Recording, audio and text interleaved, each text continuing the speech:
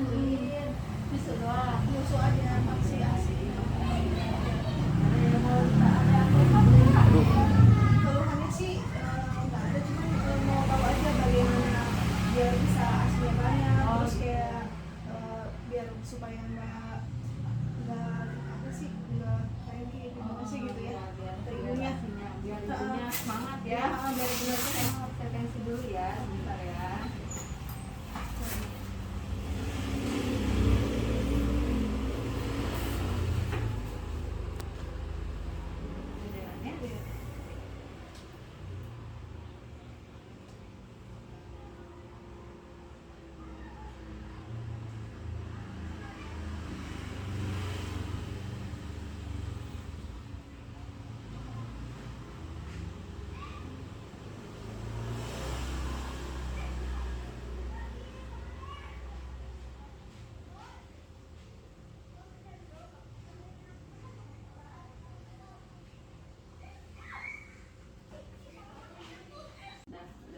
Udah tensinya normal ya Bu, 120/80 bagus.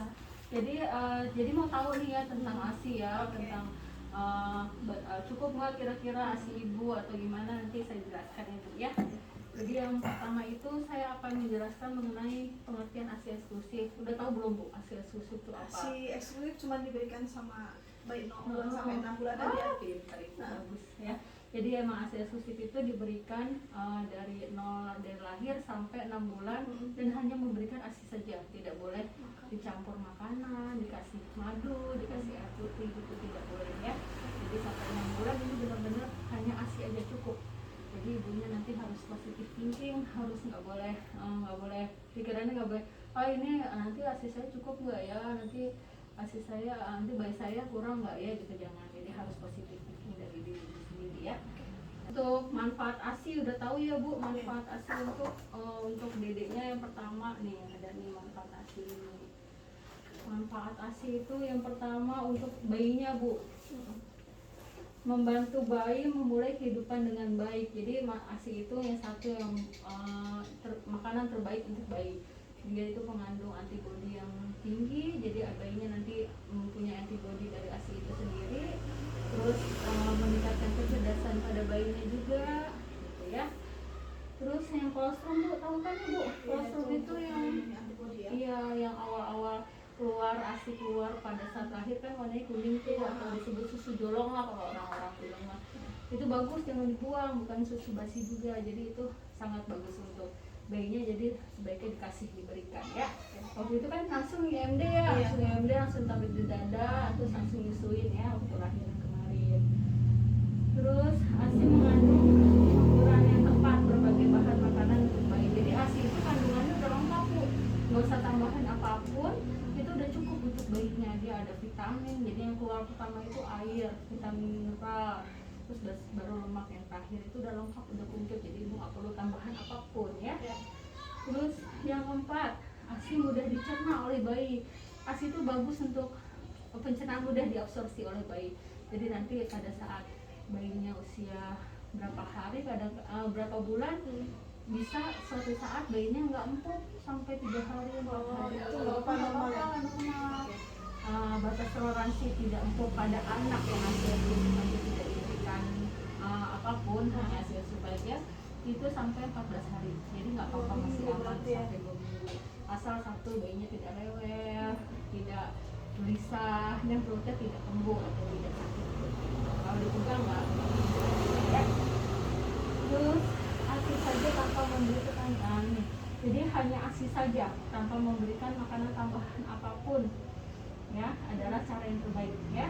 Terus yang terakhir, pemberian ASI disarankan sampai usia 1 tahun. Tadi kan ASI eksklusif itu 6 bulan.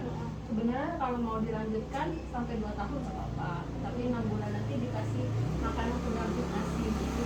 Dikasih buah, nanti boleh dikasih king sari halus, bisa kalau udah 6 bulan ke atas ya. Tapi kalau masih di bawah 6 bulan kan ASI aja, tidak boleh diberikan apapun ya. Nah ini tuh ada lagi manfaat buat ASI untuk hidupnya nih. Yang pertama itu meningkatkan bonding atau kasih sayang antara ibu sama bayinya, karena kan langsung netek ini langsung dipeluk. Terus ada lagi Pemberian ASI selama beberapa hari pertama membuat rahim berkontraksi dan cepat memperlambat pendarahan. Jadi dengan diberikan ASI eksklusif ini otomatis pendarahan ibu nggak banyak karena dia membuat rahim berkontraksi. Dengan rahim berkontraksi otomatis pendarahannya pasti berkurang ya. Terus yang ketiga mempercepat penurunan berat badan. Biasanya dengan ASI eksklusif ini ibunya nanti tetap langsing karena semua nanti disedot sama ya. Terus yang keempat, ibu menyusui yang ibu menyusui yang haidnya belum muncul, kecil kemungkinan untuk hamil kembali. Jadi ASI ini selama ibu belum mens bisa menjadi metode KB alamiah atau amenorrhea laktasi, jadi atau disebut MAL, metode amenorrhea laktasi. Itu dengan sendirinya itu ber-KB, tapi hanya dengan syarat satu ibunya ASI ya, tanpa memberikan makanan apapun dan belum mens. Kalau misalnya tidak mens, berarti betul soalnya harus ber-KB, bagian kebijakan kehamilan ya. Terus yang terakhir, penting bagi ibu untuk tadi mencurahkan kasih sayang kepada bayi, bonding ke bayinya ya. Terus ada lagi nih Bu, untuk manfaat untuk keluarga. Jadi ASI itu ekonomis, praktis, hemat. Dengan memberikan ASI itu ibu nggak perlu mengeluarkan biaya. Satu, ASI itu sangat praktis. Jadi bisa malam-malam ibu bayinya nangis langsung dikasihin ASI-nya ke bayinya, kan nggak perlu untuk nyuci botol atau manasin air, jadi bisa langsung dikasihkan ke bayinya. Terus hemat Bu, jadi ibu benar-benar nggak kemarin biaya buat susu formula.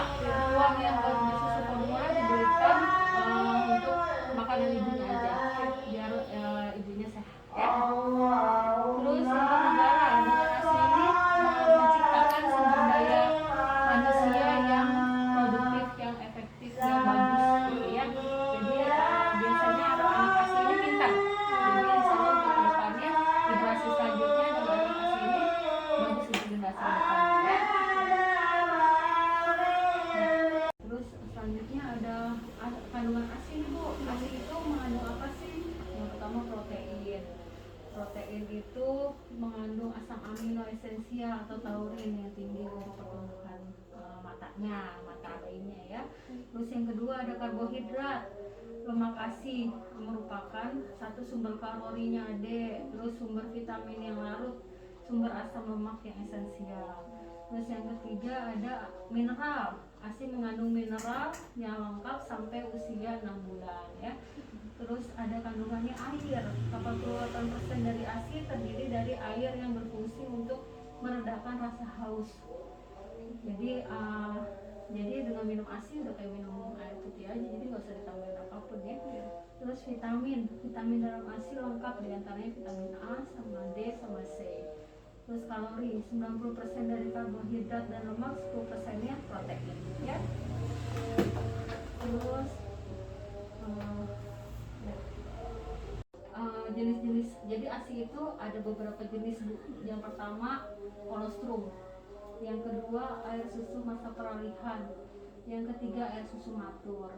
Jadi kolostrum itu biasanya keluar pada hari sampai hari ketiga. Selanjutnya ASI transisi, ASI peralihan atau transisi sampai hari ke-10. Kemudian ASI matur itu selebihnya sampai lanjutan ya, sampai seterusnya. Jadi ASI kolostrum itu yang pertama kali keluar Bu, tadinya sel-dehidrasinya pertama kali keluar itu berwarna kuning, terus bagus untuk kekebalan bayinya, jadi tidak boleh dibuang, jadi harus diberikan ya. Keluar sampai hari ketiga ya. Terus jika dipanaskan akan menggumpal, sedangkan ASI matur enggak. Bedanya ya, merupakan pencahar yang ideal untuk membersihkan mikrobiomu. Jadi kenapa bayi-bayi baru lahir itu kan kalau pertama kali warnanya hitam ya Bu ya, warnanya hitam, terus nanti abis hitamnya keluar, kotorannya keluar, nanti abis nete biasanya ceret keluar kayak kuning-kuning itu karena dia mengandung kolostrum ini, pencahar yang bagus itu. Jadinya habis nyusu ceret, habis nyusu keluar apa ya, bukan insek ya, tapi memang dari ASI-nya. Terus lebih banyak mengandung karbohidrat, protein, mineral, antibodi, memberikan perlindungan pada bayi sampai umur 6 bulan dibandingkan dengan ASI matur ya. Terus kemudian yang selanjutnya ada masa peralihan susu ASI masa peralihan atau transisi. Jadi ASI ini dari kolostrum sampai menjadi ASI yang matur, disekresi atau dikeluarkan pada hari keempat sampai hari ke-10. Kemudian mengandung kadar protein makin rendah Bu, sedangkan kadar karbohidrat dan lemak semakin tinggi dan volume jadi semakin banyak. Jadi kalau kolostrum kan sedikit tuh keluarnya, kalau setelah 4 hari sampai 10 hari itu mulai banyak ya, mulai banyak dan mengandung banyak lemak di dalamnya ya. Terus yang terakhir susu matur nih Bu, ASI yang disekresi pada hari ke-10 dan seterusnya, komposisinya relatif konstan, jadi maksudnya banyak ya segitu gitu. Kalau pumping paling 100 sampai 200 sampai paling. Terus cairan berwarna putih kekuningan ya, yang diakibatkan warna dari cacing itu. Terus terdapat antimikrobial atau faktor lain antibodi kekebalan terhadap infeksi, protein dan hormon-hormon isinya ya. Ibu udah tahu belum cara memerah ASI-nya? Udah tahu ya. Dibersihin pakai air hangat, terus baru diperah ya. Jadi sebelum memerah itu ibu nanti cuci tangan dulu dengan sabun bersih. Tadinya saya mau praktekkan nih, cuma malu. Iya malu ya, karena kita praktek ya, jadi malu ya. Jadi nanti saya kasih tahu aja caranya. Jadi memerah itu yang pertama cuci tangan, terus kalau bisa kompres dulu pakai air hangat boleh. Kompres pakai air hangat dulu payudaranya. Kemudian dilakukan pemijitan boleh, masa arah jarum jam.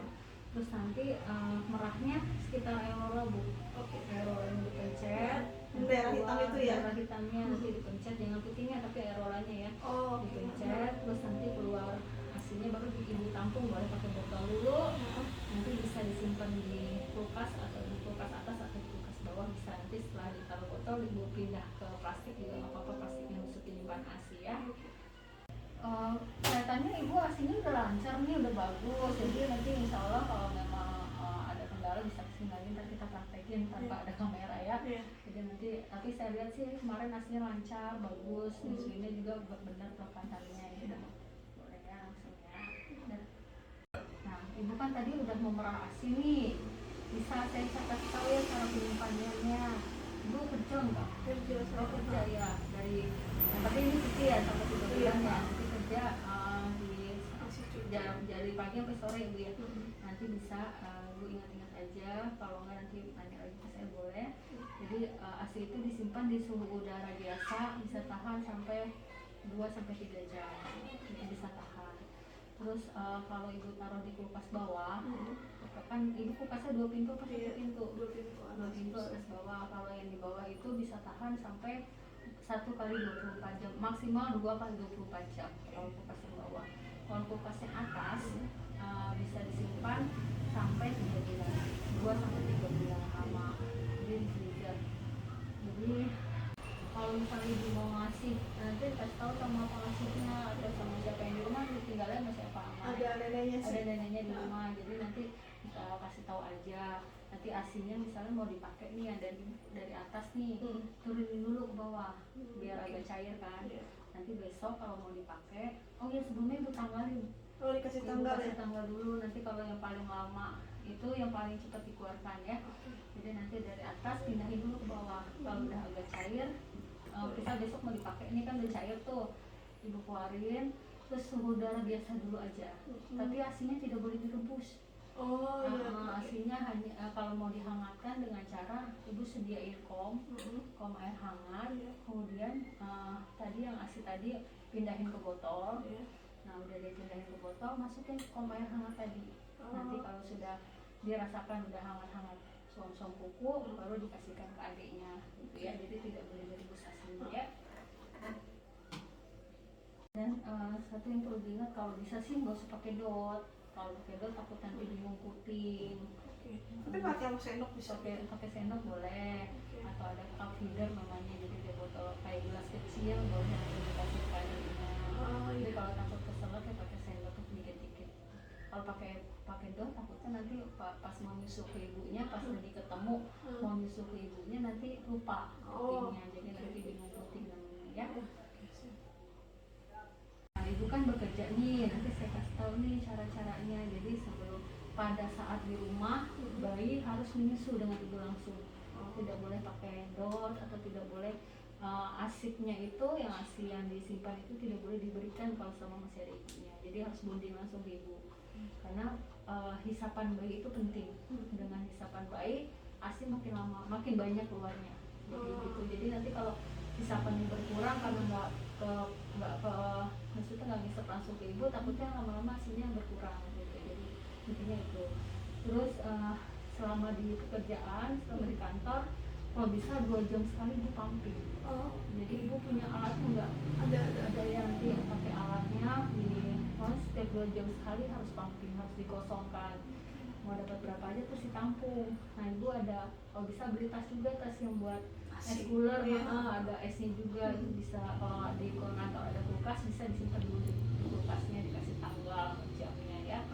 Nanti kalau udah ibu dapat berapa aja, mau pulang ke rumah, nanti di rumah pun sebelum berangkat kerja juga ibu harus nyusuin. Jadi kalau belum nyusuin sebelum berangkat kerja, kalau bisa susuin dulu adiknya. Jadi nanti pas sudah dapat pumping di kantor, pas sudah dapat berapa kantong, ibu bawa pulang buat stok ASI buat besoknya ke adiknya ya. Jadi nanti nggak kececer, maksudnya nggak keteteran. Kalau bisa setiap 2 jam harus pumping ya. Saya rasa kayaknya udah cukup ya Bu penjelasan dari saya tentang penyimpanan ASI, cara memerah, terus manfaat sama kandungan ASI itu apa. Agak ngerti ya Bu ya. Saya udah dapat ilmu. Terima kasih banyak. Iya Ibu, mudah-mudahan nanti berhasil ASI sudah sampai 6 bulan. Kalau misalnya ada yang mau ditanyakan boleh, saya rekam. Ibu mau saya bisa, ada nomor HP-nya ya, atau Ibu mau datang ke sini langsung boleh ya. Terima kasih ya, sama-sama Ibu. Assalamualaikum.